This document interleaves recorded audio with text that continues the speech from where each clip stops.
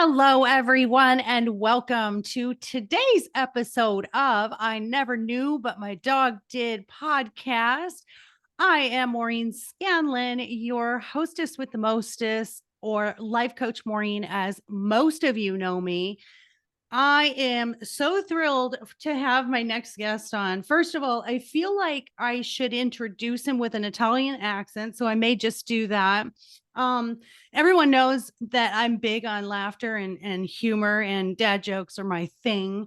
But he is so exciting for me to talk to for two reasons. First of all, I'm a crime junkie, and second of all, I love humor. And we're going to combine both of those with my next guest. So my next guest is Vic Ferrari. Hey, che si dice? Come si va? Ciao? Go Beach, go Hey, Beach. Maureen. I Thank you, love Maureen, for it. having me on your show. I appreciate it. Absolutely. So Vic is a retired NYPD detective, and he has written 4 humorous books about the New York City Police Department. In addition to writing books, he's a professional raconteur. Yes, I had to look that up, and I'm a vocabulary freaking junkie, and I'm going to tell you all what that means. You want to know what that means? It means, oh, here we go.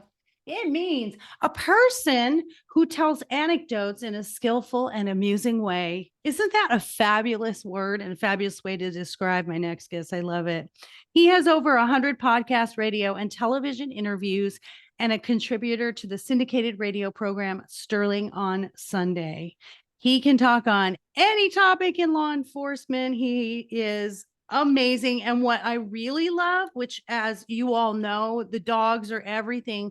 He says when he's not writing, he's picking up after his neurotic Irish wolfhound. And we're going to get into some dog stuff too, because obviously I'm all about the doggies. So, welcome, my friend. How are you? I'm doing great. And again, thank you for having me on your show. I was looking forward to this interview. I feel like I have a high bar though. You know, when someone says, I've been on hundreds of shows, I'm like, oh, Jesus, all I do is just chit chat here. So, Like what we were talking about earlier, how we met through Podmatch, which is a service. It's like internet dating, putting podcast hosts and guests together. They sometimes they'll the questionnaire will ask, well, what shows have you done? And it's like, I don't have time to list these things. So and I hate to come off as, like a know-it-all, but I have done over 100 radio, TV, podcast interviews. well, my listeners know that this is going to be at the top of the list. So when next time they ask you, you're going to be like, oh, I was on that one podcast. I never knew, but my dog did. You got to check that one out. So I'm hopeful. I'm hopeful. And it's a bad problem to have that you've been on so much and you're so popular. It's like, for you, you were picked first all the time when in school when someone wanted to pick a team, right? I wouldn't go as far as to say that to promote my books. I scour the earth for podcasts, radio, and TV interviews. Sometimes they reach out to me, but most of the time it's me doing the homework and finding shows that will, what we're talking about off air, that's not going to be a pain in the ass. It's going to be fun to go on, and it'll be a good forum for me to promote my book. So it's definitely, I mean, the onus is on me looking for these shows. All right. We won. We won. That's a win for me already because you scoured the earth and found me. So obviously the theme of my show is I never knew. And so what we do is we sort of start off with like, what's your story and what's the impactful thing that our listeners can take from what you've been through? And I know having been in the medical field and working in an ER trauma center, I knew a lot of police officers and first responders, and we're kind of a breed of our own when we work in that environment because we see so much and we get a little bit numb, I should say, to the weird things that happen or the sad things that happen. So let's start off with, whether it was growing up and you decided to go into law enforcement. How did your story start that brought you to law enforcement? Born and raised in the Bronx, lower middle class kid. When I was a child, I was fascinated by police television shows and movies. And growing up in New York City, it was always about the New York City Police Department. When I was a child, my mother used to take me to a movie theater that was around the corner from a police station, where I spent tons of time watching how the cops interacted, the equipment. I used to look in the police cars to see what they had in there. Every little boy is attracted to that gun. And I said to myself, I want one of those. Later on in life, when I was about 10, my friends and I used to sneak into the post office and steal FBI wanted posters off the wall and go around the neighborhood and have manhunts. By 20, I took the police exam. By 21, I went through the police academy where I had a wonderful 20-year career with the New York City Police Department. I worked in a lot of different units. I was in plainclothes for 15 out of my 20 years. I worked in an anti-crime unit where you're going after pickpockets and robberies in progress. I worked in the Manhattan North Narcotics Division where we were doing search warrants, controlled deliveries, buy and bust operations. And then my last 10 years, I was a detective in the auto crime division. So anything with chop shops, exporting stolen vehicles out of the country, changing VIN numbers on cars for resale, and your garden variety pain in the ass car thief. That's what we targeted. When I retired from the NYPD, I was bored and I got into writing. I've written 6 books, 4 of which are a humorous behind the scenes look into the New York City Police Department. Oh, how fun. And I bet you it's just so interesting. Now, I understand that you were involved in breaking up a car theft ring. I'm thinking, I mean, I don't know why, but Fast and Furious is like just popping into my head. So, how was that? How exciting was it, or how treacherous was it? Oh, it's always exciting. I mean, we broke up a lot of car theft rings in my 10 years there. It just and it was different ethnic groups stealing different things for different purposes. Some guys were in crews that were stealing cars for body shops and junkyards. So the car goes in, it gets stripped, and then the parts are sold. Sometimes it's insurance fraud. So you have a car you can't make the payments on, or you have a lease and you're over on the mileage. And now you've got this problem because when you turn the car into the leasing company, they're gonna hit you with going over the mileage and your kid threw up in the car and it needs a new seat. So what do? You go to Uncle Joe. Uncle Joe owns a junkyard. Uncle Joe says, Maureen, don't worry about it. Bring the car in on Monday. I'll take care of it. Friday, go to the police and report it stolen. You're going to be off the hook with your leasing company, or you're off the hook with your bank making the payment. It's not going to ruin your credit score. The insurance company cuts you a check or cuts the leasing company or the bank a check, and you're out of it free and clear. So we used to set up stings and scams. Car theft rings, yeah, it could be dangerous. It was very interesting. You create a flow chart, who was in charge, where the money was going. If you could get them in an enterprise corruption case, which is kind of like the equivalent of a state case of a RICO conviction. So RICO case where you show there's structure and there's money going upward. One of the largest ones I worked in, we had Asian nationals in Brooklyn, and they were shipping 25 to 30 stolen Audis a month to Shanghai. So you had a Jamaican middleman who knew this crew of car thieves, knew like 25 guys that were into stealing cars. So the Asians would pay the Jamaican guy $5,000 a car, and then he would farm out the orders to the car thieves, and he would pay them between $500 and $1,000 per vehicle. They'd steal these cars. They'd park them on the street for a couple of days to make sure they cooled off. They didn't have low jack or a GPS in it. Then in the morning, they would drive these cars into this warehouse where they had Chinese nationals. They would load 2 cars in a shipping container, let the air out of the tires so the car sat low. Then they'd build a platform above it and put 2 cars above it to get 3 to 4 stolen vehicles per shipping container. Then they had a trucking company take the container with the stolen vehicles out to Newark, New Jersey. They were put on a train, railed across the United States, and then they were loaded on cargo ships in Long Beach, California, where they were shipped to Shanghai.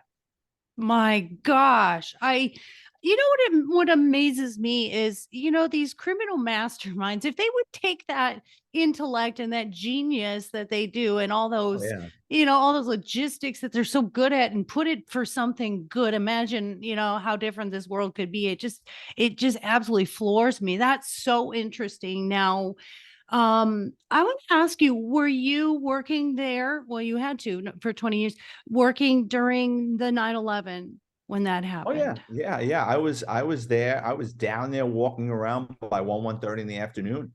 Oh, tell me about that. Tell me what you saw, how you Yeah. felt.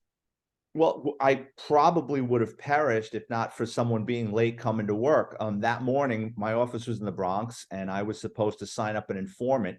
I had to go down to Manhattan Criminal Court and meet up with a district attorney and the possible informant's defense attorney to hammer out a deal to get him out of jail.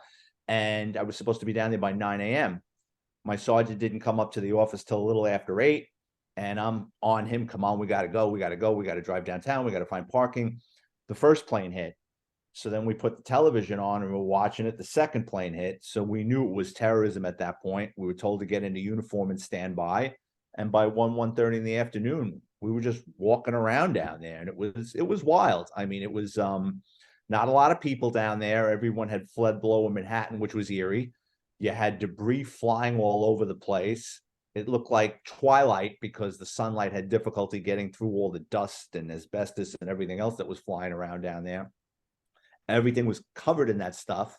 And I always tell the story, as we're coming down Broadway, you could see hundreds of pairs of women's shoes. So all the women that worked on Wall Street and in the towers when they were fleeing couldn't run in heels. They just ran barefoot and threw their shoes.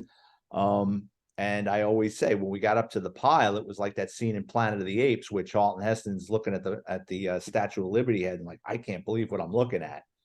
And I was down there until about 5:30 in the morning, 6 o'clock in the morning. They dismissed us and they told us to come back for the following day. We did that for about the first week, and then they pulled us out, and then they were rotating us in and out.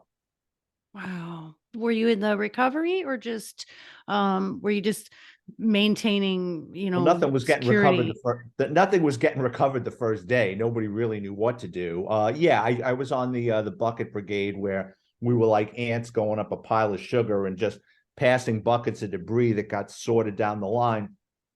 Then later on, they had us, I remember a week or a couple of days later, they had us going on rooftops on buildings to see if anything had made it on top of a roof. Like we found a piece of a landing gear. I remember that like a week later or a couple of days later on Murray Street, we found like a piece of a landing gear that had jumped like blocks. Yeah. It was quite a distance. I couldn't believe it had made its way up there.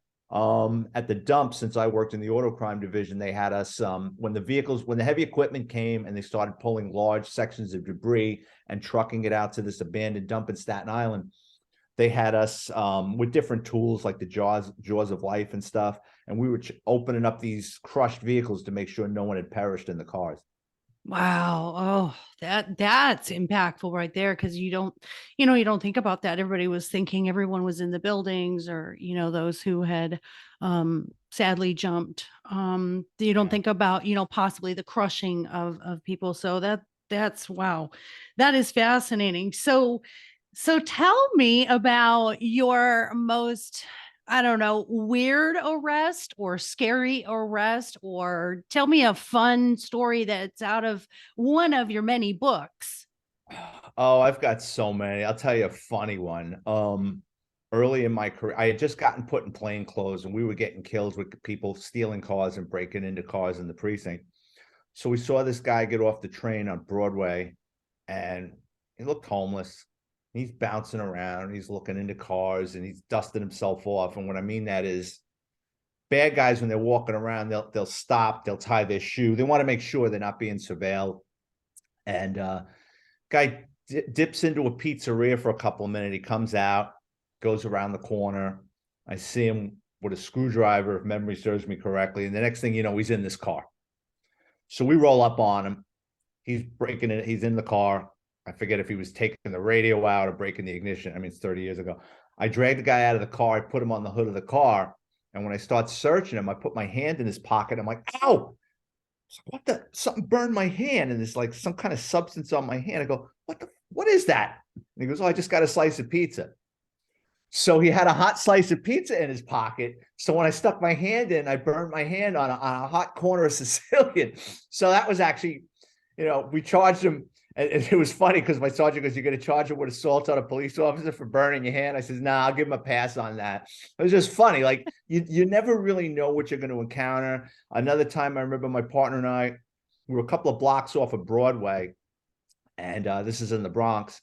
And we're on this narrow street, and we're going one way and this kid is going the other way. And we got to go really slow because it's narrow.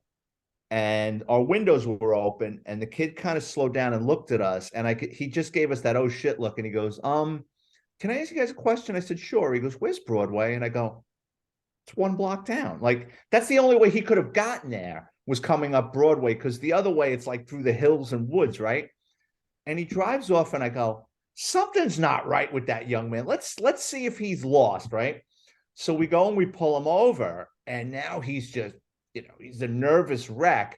And I says, can I see a license and registration? He goes, yeah, okay. And he gets out of the car, and he's fumbling with stuff, and he just starts dropping pieces of tinfoil, which are loaded with $25 pieces of Coke. So he was a courier, and I don't know, he had like 1/8 of an ounce in $25 bags. And like, he was so nervous, he started dropping it right in front of us. And we just pulled him over because we thought he was lost, or his story was suspicious. Like, how could you not know you came up Broadway to get here? It's like the most famous street in New York.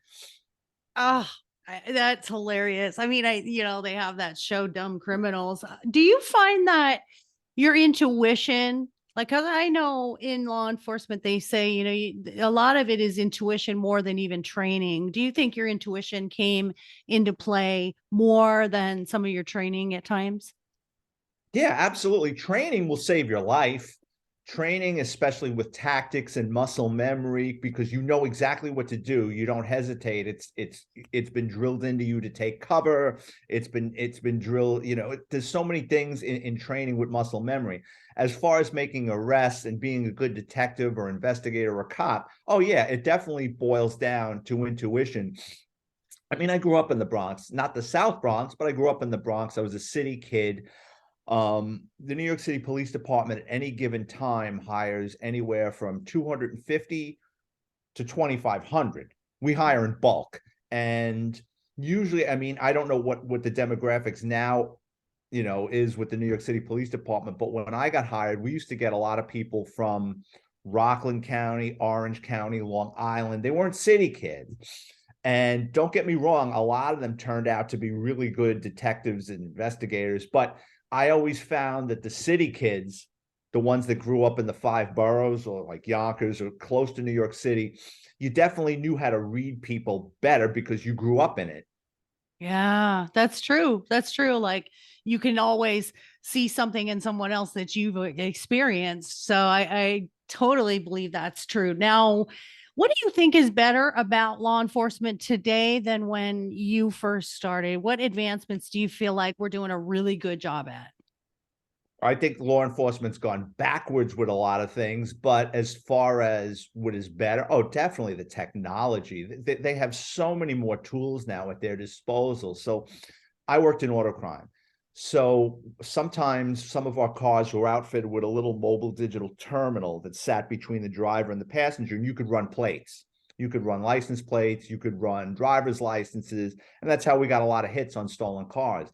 Just before I retired, and probably a lot of people don't know this, and it's Big Brother is watching, they came out with this thing called a plate reader. So you'll probably see at your local police department on the back of a police car, you'll see 2 little boxes. They look like Bose speakers, and they're usually on the roof or on the trunk 90% of the time. What those things do is when you drive past, they're cameras, and they snap a picture of your license plate, and it instantly runs your plate, and they can set the parameters to run the plate to see if it's stolen. They can run it to see if it's stolen and the registration and insurance status on the car. It can run the driver's license of the individual, the registered owner, and see if they have warrants. I remember another time in a police department in Florida, they could run it to see if you had if you had a record pawning things at a pawn shop. So, and it also records where you were and when it snapped that photo. So sometimes you'll see, like, how do they know this person isn't, like when you see on television, they're tracking some fugitive that's wanted for some heinous crime. And you're like, how do they know? Because the plate readers have captured that license plate. It might not have pinged, but later on when they download it into the system, they're like, yeah, that car was spotted in this area. So that was a game changer. Unfortunately, I didn't get to play with that much. I mean, it was only there like my last 3 months before I retired. Another thing was the transmitting and recording devices. So early on, like when I worked in narcotics, if you were an undercover, we were just transitioning into the smaller recording devices. Like it used to be like that Nagra recorder, like it was like a box that, like a couple of times I remember taping that under my armpit. It felt like it was going to burn, like set my armpit on fire. Some guys would wear it in their crotch. I'm like, no friggin' way. You know what I mean? Nowadays they have things, it looks like a key fob and it will transmit or record a digital conversation. So I mean, technology has definitely come a long way, made its way into law enforcement. Yeah. So as I told you, I really, for me, the reason I say crime junkie, and I know that sounds so cliche, but for me, it's always the psychology behind it. And especially when it comes to homicide, because, my background was psychology and being a life coach. I want to know where things sort of went awry or where it started or where there's signs when they were younger. So interestingly, the Idaho murders, to me, I here's one of the frustrations, and then here's one of the things that I love about the police work on that case was that the DNA, first of all, they pushed that DNA through, they found that relative, and then they didn't show all their cards and they followed him and they pull him over with the body cam to see if he's got scratches on his hands. I just think it was brilliant, brilliant police work. What frustrates me is the public wanting to know every single detail, every minute along the way. Like, stop it, guys. Like, we cannot catch these criminals. And when we do, we cannot get them convicted without holding cards close to the vest, right? Is that something that Oh, you feel strongly about? yeah, well, and I mean, I couldn't have said it better myself. Yeah, people, especially nowadays with the internet, there's so many television shows and forums and groups and Facebook and Instagram pages of true crime, Yeah. right? And everybody watches these shows and they want to be a cyber sleuth, and it's fun. I'm sure it is for someone that's not from that world. But the reality is, a lot of times I see them getting on the police like they have no leads. Yeah, they have leads. They're just not going to share it with you because, like you said, that guy was monitoring what was going on. You know what I mean? That Idaho guy. I mean, you don't think that he was watching television and scouring the internet to see if they were on to him or what leads, or maybe where he made a mistake, or maybe where he might want to tweak something. And I get that the public gets frustrated, but it's not a Netflix series where they leave you hanging. I mean, this is real life.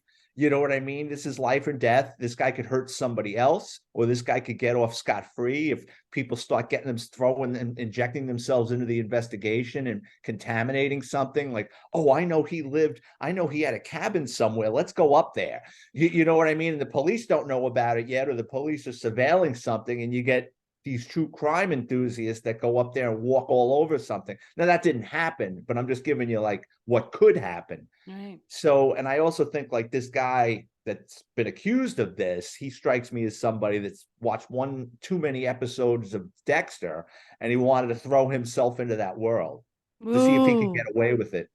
I agree with you 1,000,000%, especially because he was doing the whole, I feel like, it was like the show How to Get Away with Murder. Like he was trying to be that, like, come on, Absolutely. and being a PhD student and being actually, going for his master's and being actually a teacher in this, and he threw them off too when he said, something about when he got arrested, well, did you get the other guys or whatever? Like, he's no fool. And I think that's the thing with the public is like, if it was your daughter or your son who got murdered, you would want the case to be, tight-lipped, like let them gather everything they can.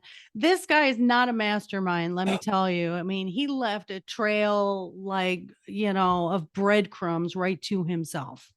Well, I mean, some criminals, I mean, really, I'm talking about like serial killers, and I mean, they're highly intelligent people. They've just gone the wrong way.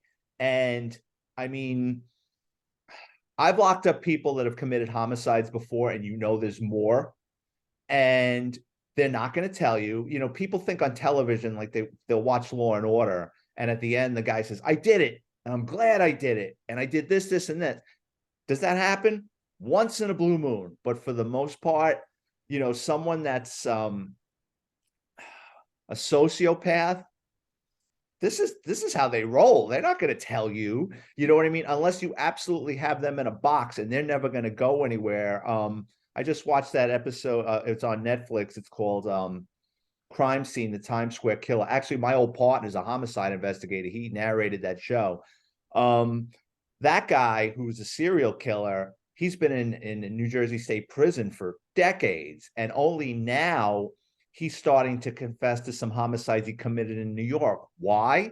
Because he knew there was a chance they were going to charge him with these crimes in New York State. He's got his routine like an old person. He's got his routine in the New Jersey State Prison. He's not going anywhere. He knows the food. He knows the people there. He doesn't want to get pulled out and shipped to Attica in New York, and it's a whole different thing. And so he thought, yeah, as long as you don't extradite me to New York and charge me with these crimes, because New York doesn't have a death penalty. That was his only motivation. He's already confessed to like a handful of, it's actually just a current story like the last couple of days. The only reason he's confessing is because he just doesn't want to go to New York and change jail cells. Yeah. Yeah, they're in their comfort zone. They like their own little routine, and they don't want to move and have to get to know, because the prison population is like, a city in itself, a culture in itself. Something controversial that people say is about, and especially with you as a detective, and I actually dated a detective who was in property crimes, and I had always asked, is it ethical, and is it allowed to lie to get people to confess something? So that's a controversial thing. What do you think, and what did you do? One of the first, it's funny. When I was a detective, there was always courses you could take. And there was this first grade detective that worked in major case for decades. He was like one of the go-to guys in the department. They would pull him for whatever he was doing and put him on a heavy case. And I remember one time we were learning investigative techniques, and the NYPD were training. I really wasn't a fan with a lot of the training because the NYPD, unfortunately, it's such a large bureaucratic place that sometimes the people doing the training, they were inside people. They hadn't put this to practicality, but like when you would get a guest speaker like that, you would listen, like I was like a child, and I like listen, and, like we were all like, okay, here's somebody that we can really learn from. And I remember that we were, he was interested in us and we were interested in him. And one of the detectives was asking a question about a bluff, which I guess is like what you said, like lying or a bluff, like trying to get somebody to confess. And he said, you can go with a bluff, but here's the thing. If the guy figures out you're bluffing, he's not going to take you for real. And it's going to be over because he knows he can't trust you. Because at the end of the day, a lot of these people, it's about trust. And there was this guy, I think his name was, he was like a one-man crime wave in New York in the early 90s. I think his name was John Royster. And he committed, I mean, he was bad. He committed a series of homicides across the 5 boroughs. He killed a woman that owned a dry cleaning on the Upper East Side. He killed or seriously injured a woman on an overpass up in Yonkers. Like, he spread his crimes along, and there was no rhyme or reason to the shit that he was doing. He was just hurting people or killing them. And when they brought him in, I forget how they actually got him. This detective was interviewing him, and the guy, was confessing to things, and he goes, well, I guess that's about it, huh? And he goes, well, John, that's not just it. And he said he didn't bluff. He didn't throw out there or bring things up that he thought he could be involved in. And the guy confessed to something else. And then he said, that's not all, John. And the guy just kept talking. So he said, be careful throwing some ridiculous thing out there because it could backfire on you. Yeah, it's almost like coaching somewhat, or like, when they interrogate in trial, they're leading questions, just try to get them to fill in the blanks. What do you think as far as women on the force, and do you think women have certain strengths versus men have certain strengths? What are the things you saw differently in the genders? Oh, definitely. Early in my career, my partner and I were buzzing around a short stay motel, and ran a plate. The car came back that it was wanted. I mean, it came back on the plate. The car was wanted in abduction of a juvenile female. Basically, what it was like a 13-year-old girl and her 18-year-old boyfriend had fled New England, and they were on their way down to Florida. And I found the girl and the guy in the motel, and we locked him up, brought them into the station house. There was drugs involved. And, interviewing a 13-year-old girl for rape or statutory rape, I didn't feel comfortable with at that point in my career. I was only a patrolman. I was only like 25 years old. I went to one of the female detectives who was 10, 15 years older than me, who I'm friends with to this day. And I asked her, I said, would you mind speaking to this young woman, because I really don't know what to ask. I really don't want to put her off. And she clams up. And yeah, women definitely serve a role. I mean, as far with criminal investigations, and sometimes suspects and witnesses feel more comfortable talking to a woman. It just depends, I've seen it the other side of the coin, where bad guys I'm not talking to her. You know what I mean? So for whatever reason, the female rubs the guy the wrong way. So you kind of got to mix and match sometimes. Well, and I think psychology wise, and what we talk about a lot on my podcast is, just past experiences, and they call it transference. So it's like, oh, I had bad experiences with women, certainly don't want to do an interrogation with a woman, because they're gonna, be definitely more combative or just clam up. So tell me, oh God, what was my next question? It was really good too. Tell me, have you ever experienced seeing someone get arrested or convicted that you were like, ooh, I know that they're innocent? Because I know everybody in jail is innocent, right? But I mean, have you ever really had this gut instinct like, man, I just don't feel like that person did it? Well, I wouldn't arrest them. Yeah, If but I not didn't think even one that somebody, you did, but like someone else even that you had heard of. It doesn't have to be. I trust that you always arrested guilty people, so well, if I we know thought that. somebody, well, no, I mean, if I thought somebody arrested somebody for a false crime, I would have spoken up. You can't let that go on. But I can state how New York works. I mean, there's a lot of checks and balances. I mean, there is. I mean, you have to, in New York, when you make an arrest, that day, afternoon, evening, or the following day, you have to meet. The person is not sprung from jail until you meet with the district attorney and you discuss the facts and circumstances of that case. If the district attorney believes there was probable cause to arrest this individual, she's going to write up an affidavit, which is who, what, where, when, why, right? You're going to submit your evidence, any paperwork, and then it's going to go upstairs where the person gets arraigned, or they're given a lawyer, or they pay for one, and then they're going to get a court date. If they have if the crime is so bad, or they have a record so bad and they don't get bail, they go to Rikers Island, or in the old days, the Bronx House of Detention, until this thing gets sorted out, or they get a court date. They get sprung where they're able to meet with an attorney and gather evidence to say, hey, I didn't do this. I know for a fact I've been on cases where the person did do it and walked, and you're like, well, how does that work? I'm like, I saw this person do this. I had a case one time with it was a junkyard, and it was a chop shop. And I saw a vehicle, say for argument's sake, on a Monday. I wrote down the license plate. I was watching, it was a brand new Toyota Camry. I'll never forget, Massachusetts plates. And the car is getting dismantled. Brand new car, like maybe a year old, perfect condition. They're taking the hood, the door, the fenders off, but I run the plate, does not come back stolen. I'm like, okay. Following day, I look, car's now in pieces, doesn't come back stolen. Wednesday, I run the plate, car comes back stolen. I said, okay. Or Friday, I think Friday the car came back stolen, but I had seen this car and had taken pictures of this car for 4 days, right?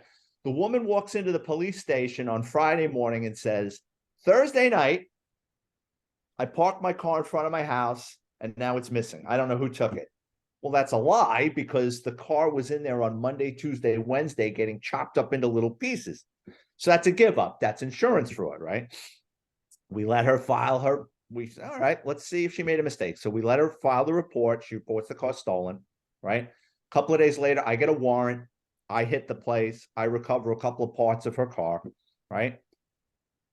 30 days later, she files a claim with the insurance company with the same story. Friday, I don't know. I don't know who could have taken my car. Do you know who's, nope, nope, nope. Thursday night was the last time I saw it. Well, it was Monday. So we arrest her for insurance fraud. And I remember the district attorney breaking my balls. He goes, he didn't want to take it to trial. And he goes, she's saying that she had that car on Thursday. I go, here's photos and a time-stamped computer printout when I first saw the car on Monday, Tuesday, Wednesday, Thursday. Friday, she reports it's stolen. The car was in pieces. There's no way she could have had it. It couldn't have been in front of her house. So we took it to trial, and reluctantly she was convicted. But I've been on other things like that. Same scenario where you've got them locked in and a jury just didn't feel that way and they walk. But there's nothing you can do about it. I mean, that's the system. Yeah, that's for sure. And we could talk forever on how broken the court system is, because I don't call it a justice system. I just find that, we've got a lot of work to do there. So let's talk about Vic the man, the man. So tell me what you know now that you didn't know before, how law enforcement and that career that you've had has changed your view of humanity or of purpose, because that was your purpose in life and still is, to write about it. So what do you know now? What has it helped you with? Well, I mean, a 20-year career in law enforcement, especially where I worked, it definitely changes you. I mean, I'm not that carefree kid I was when I went into the police academy at 21 years old. I mean, I'm more cynical now about things. I'm more weary of things now. When you work in law enforcement for that long, it's cliche, but it's true. Most cops, you go into a restaurant, you're sitting with your back against the wall because you don't want anybody getting behind you. If you're out someplace in a public place, your back is against the wall, like you're standing you're working on a foot post and you don't want anybody to get up behind you. When I'm driving, I always leave a car length in front of me at a light or several feet, that if someone's going to carjack me or I got to get out of there, I can go left or right. You're not going to be able to box me in. When I walk into a restaurant or a store, I'm always looking through the glass and I'm watching how the patrons and the people working there behind the counter are interacting and their body language. I don't want to walk into something that's really bad. I got into writing because I was bored. I learned how to write out of necessity. I was bored out of my mind when I retired, and my friends and family said, "You got all these wild stories. You should really get into writing." And I did. I learned how to write. I learned how to put together a series of books. And then just because you write a book doesn't mean it's going to sell. Then I had to learn how to market my books. And I go on radio and television. People like yourself are nice enough to put me on your forum because that moves books. And if you don't make yourself interesting and you can't tell a story and you can't explain what you're doing, why would anybody take a chance with their money and time to buy one of your books? You know what I mean? Yeah. Yeah, absolutely. As an author myself of two, it is the biggest lesson that I learned was you can't just write a book, it'll sit on a shelf and, collect dust. I did not realize how much the marketing was important and for people to get to know the author. So tell us the newest release that you have out. What's the name of your new book? Well, I got away from writing about the NYPD. My last book was called Confessions of a Catholic High School Graduate, and it's about growing up in the late 70s, early 80s. I'm a public school kid up to 8th grade, and the book opens up. We're sitting around the dinner table. My father goes, "Hey, next year you're going to Catholic high school." We don't even go to mass. Like, we were Catholic. We weren't holy rollers. And he says, "Well, you're a clown. And if I send you to public school, you're going to be a bigger clown. So pick a school run by the men in black." And it's just a story about that time period of me being a wild, rambunctious kid, getting into trouble quite often, and how I didn't want to go to Catholic school. And I went kicking and screaming. And that and the New York City Police Department were the two greatest things that ever happened to me. It installed discipline in me, and there's consequences for your actions. and it helped me become the person I am.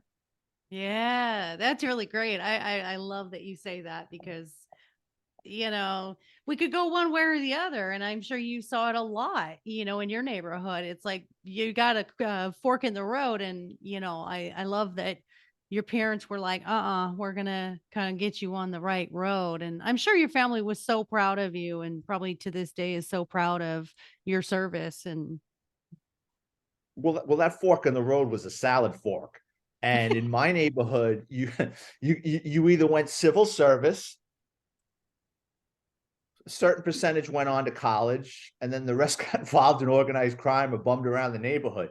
So like I knew what I wanted to do. And my father, I mean, was a great influence in my life. He would always say, don't hang around with this kid, or don't hang around. Yeah, it's fun, but there's going to be a price to pay hanging around with this kid. And a lot of the people that I had to cut off aren't no longer with us anymore. You know what I mean? They got into drugs, they went to jail. So, I made a decision early on, probably about sophomore year of high school, like I had better knock off the crap that I'm doing and the people I'm hanging around with. It's like there's a chapter in my book called Running for Your Life. And I mean, a bunch of times we were doing crazy crap and we got chased or sometimes beat up. There's a chapter in the book, we egged the ice cream man. He's an old guy and he used to come around the neighborhood and he got into an argument with one of my friends and we egged his truck. And a couple of days later, we hear like, is he coming back? Let's get more eggs. And we all loaded up. And the guy slowly pulled up to the block, and he's smiling. I'm not going to say what he said on your podcast. You'll have to read the book, but it was lewd. And he had this big shit-eating grin. And out of the back jumps his nephews and grandchildren with baseball bats, and they're chasing us around the neighborhood. So I'm like, oh, look, yeah. So there's a whole chapter of stuff like that where I was lucky I didn't get hit with a bat, but I mean it was like a Trojan horse, a Trojan ice cream horse. completely. So your books are available on Amazon. Should they just, since you have so many, should they just look you up by your author name and then they can go choose to buy all 6 of them? Yeah, if you want to check out my books, just go on Amazon, go to the book section, type in my name, Vic Ferrari, like the car. That's, all my books come up. They're all paperback. They're $10 a piece, about 220 pages. They're easy reads. They're just loaded with short stories from my career in the New York City Police Department: homicides, drug seizures, pranks, overweight cops. I mean, it's just, I really take no prisoners in my books. And they're $2.99 ebook download, $10 paperback. And if you want to get a hold of me, I'm on Twitter and Instagram at Vic Ferrari 50. Perfect. I was going to ask you guys, I'll have that in his episode info as well. So you guys can go and get that. Have you ever thought of doing stand up with some of your stories? You're not the first person to ask me that. I think I could definitely write for a stand-up comedian. I don't know if I could hang in there with a hostile audience and with hecklers. You know what I mean? I think if it was a friendly audience, yeah, I think I could pull it off. But I've watched a lot of documentaries and I love stand-up comedians. That looks like a long, grueling life. And at 56 years old, I'd need too many cups of coffee, to do the 11 o'clock set. You know what I mean? I'm kind of like Jerry Seinfeld's parents, not Jerry Seinfeld living down in Del Boca Vista, so maybe True. one day, we'll see.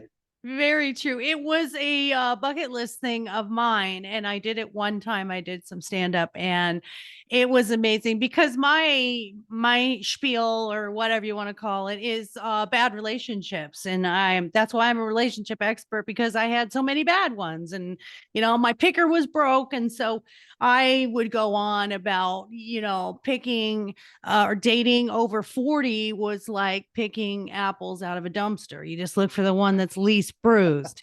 So yeah, my spiel was about dating, and that's why I'm such a good dating coach and relationship coach, because I'll tell you what not to do, because I did everything that you're not supposed to do. So what a joy you are. I cannot wait to read your books. You're welcome back on my podcast anytime you want to be. I just think you're such a joy in this world, and we're so grateful for all that you've done in law enforcement and for the world. So as I end, one of the things that I do, and it's perfect for you today, is I do a little bit about it's called Take My Money. And basically, I want to know what is the weirdest, wackiest thing you've ever bought, you've ever seen for sale, or that you want to buy. And I'll give you an example of what I found before our show. Usually, I go on Amazon and I have found some interesting things that I've talked about in other episodes. But today, I decided to go to eBay. There is an Elvis Presley pizza slice for sale on eBay. Yes, there is. But the worst thing, the absolute worst and weird thing I found today was an 11-year-old Twinkie for sale on eBay. Hold on, hold for $5,000. Why are we trying to write books and sell books when I can sell an 11-year-old Twinkie for $5,000? Of course, it hasn't sold, so maybe there's that. But what do you think, Vic? What is the weirdest and wackiest thing you've seen? Well, I think an 11-year-old Twinkie or buying a piece of pizza on eBay is called botulism. You're going to kill somebody. I wouldn't even want to handle that thing. No. P.T. Barnum said there's a sucker born every minute, and it's true. And if you put something out there, there's a shot. It costs next to nothing to upload it an eBay ad, and chances are no one's going to buy it. But you just don't know. And that's people like that. I used to get a kick out of professional con men. I locked up a handful of them, and I found them fascinating. I wouldn't trust them as far as I could throw them, but I used to watch how they would set up a mark, the money drop. You want me to explain how that works? Or Yeah, I don't know if I sure. could answer your question, but I could give you a good gypsy story. Yeah, no, So this what is they'll good. so what they'll do is they'll usually do it in a store, in a public place, and they don't want two people. They usually want one person. They'll come up to you with a bag and they'll say, I found this bag, or I found this wallet, and they'll flash money and they go, there's a lot of money in here. What should we do about it? That's setting the hook. Anybody that finds money is either going to take it to a cop or run into their car and count it and decide what they're going to do with it. They're not going to run up to a total stranger and go, look at this, found money. What should we do with it? Right. So they're going to act nervous and what should we do? And blah, blah, blah, blah, blah, blah. And once they know they got your attention, they're going to say, you know what? I work at the bank. I work at my boss is a bank, or sometimes they'll say, I work for an attorney. I'm a paralegal. Let me call him or her and find out what they think we should do. So in the old days, they go to a payphone. Now they're going to open their phone. They're going to call somebody and they're going to say, oh, he says, bring it over. They're going to go over to a place and someone's going to walk out of the bank because that person's been waiting there.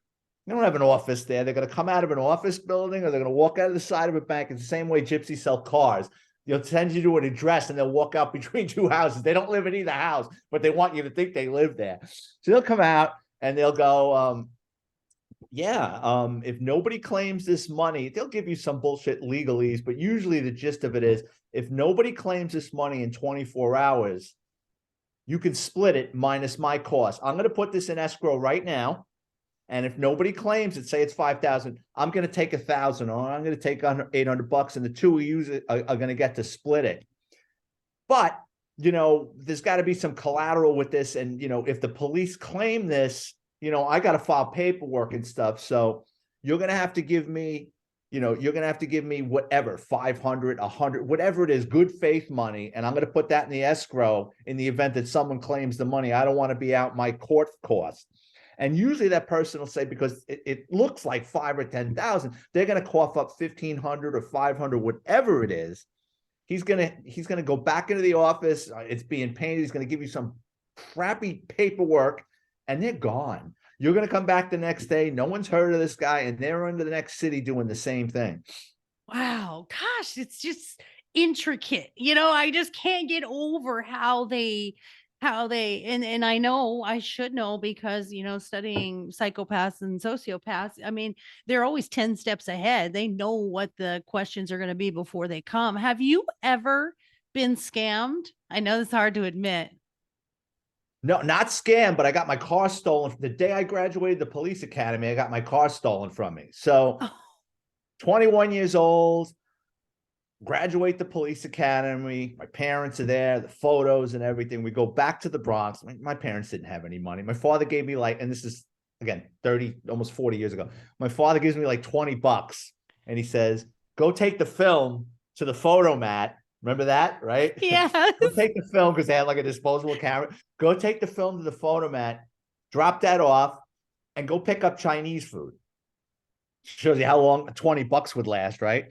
So I said, all right. So I go in my neighborhood in the Bronx, everybody double parked. There was no parking. So I double park in front of the photo mat. I get out of the car and I leave the key in the ignition and it running. Everybody used to do that. Again, early 80s. I go into the photo mat and I say, you know what? I should know better.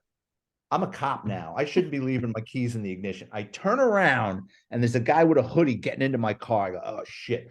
So I come running out. The guy's in my car and it was a stick. So he didn't realize that at first. So he sees me coming and I hear the car rev.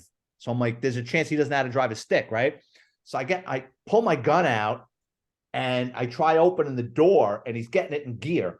So I holster the gun and I reach into the car and I'm fighting with him. Pulls the car out and takes off. And I'm standing like an idiot. The day I graduate the police academy, there goes my Hyundai, right? And I'm like, shit. So what did I knew, other than the police academy, I knew nothing about the police work, but I watch TV. I pull out my police shield, which is 5 minutes old. And I jump in front of an old man in like this old Buick. And I go, police, I need your car. He goes, my son's on the job. Jump in. I jump into this car with a 70-something-year-old man, and he's chasing my car. And he's like, I always wanted to do this. My son's a cop. Where do you work? And he's cutting people off. And I'm like, oh, shit. What have I gotten myself involved in, right? P.S. He's old. We lose my Hyundai, right? So he drops me off at the police station. I walk in, I show my ID to the desk officer, and the desk officer could just tell by my demeanor and my ID card. He's like, what do you need, Rook? And I go, I got my car done. I explain it to him. He starts laughing at me. He goes, well, you're a cop. He throws me what's called a complaint report or a 61. He goes, this is the first one you're ever going to fill out. Fill it out. So I fill it out. I give it to the desk officer. He goes, we'll try to get your car back, kid. So he gets on the radio and they're putting it out every half hour. There's an MOS member of the service got their car stolen. It's a blue Hyundai. If you see it, right? I go home. My father's like, where's the Chinese food? I go, Dad, we're going to have to take your car. My car got stolen. He's, what? Like, where's the film? I go, I still have. Anyway, so a couple hours later, the phone rings at the house.